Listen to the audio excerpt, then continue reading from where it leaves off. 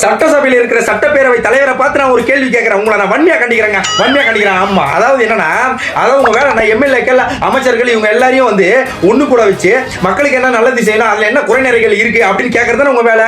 நீங்க லொல்லு சபா குரூப் நாடக சபா குரூப்ல எல்லாரையும் உள்ள விட்டு அதுவும் நம்ம லொடுகு பாண்டி நிறைய தம்பியை சுத்தி அடிக்கிறீங்க. ஆளுக்கு அடிக்கிறீங்க, ஆளுங்கட்சி அடிக்கிறாங்க, எதிர்கட்சி அடிக்கிறாங்க நம்ம லொடுகு பாண்டிய. என்னதான் இது கதை? இது நீங்க என்ன பண்றீங்க? அத்தனை அமைச்சர்கள் அத்தனை எம்எல்ஏக்கள் உட்காந்து நீங்க பாத்துக்கிட்டு இருக்கீங்க. நம்ம லொடுகு பாண்டியா என்னவோ மாஸ் கட்டர் நினைச்சு மசாலா வடையை எடுத்து 2 பாக்கெட்ல போட்டுக்கின்னு எங்கடா சட்டசபையில சந்திருக்குன்ற மாதிரி பூந்து ஓடுறாங்க. ஒரு பக்கம் எதிர்கட்சி எல்லாம் வாஷ் அவுட் ஆகிட்டாங்க. என்ன இது? வன்மையா கண்டிக்கிறேன் நான் உங்களை.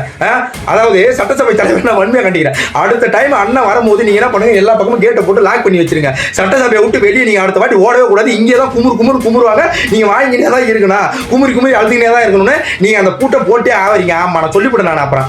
அதாவது ஹைலைட் என்னன்னா, அதாவது நம்ம நதியா தம்பி ஒரு பேப்பரை மனப்பாடம் பண்ணி வந்து ஒப்பிக்கிறாரு. என்ன ஒப்பிக்கிறாருன்னா, அதாவது விஜய் அவர்களுக்கு ஓட்டு போட்டவர்களுக்கு ரொம்ப வருத்தம் அளிக்கக்கூடிய ஒரு இதுவாக தான் இப்போ வந்து வர இது வந்து சந்திச்சுக்கிட்டு இருக்காங்க.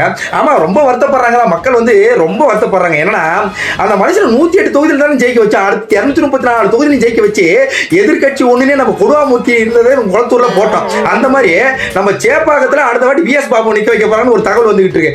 எங்க ஓடுறாரு இப்ப நம்ம நதியா தம்பி சும்மா பேச்சுக்கு சொன்னேன். ஆனா கண்டிப்பா வந்து அடுத்து சேப்பாக்கம் தான் நம்ம விஎஸ் பாபு வரும். அப்படி சூரண்டா வீரண்டான்னு வந்து உன்னை சுருட்டி அடிக்க போறேன். பாத்தீனே இரு.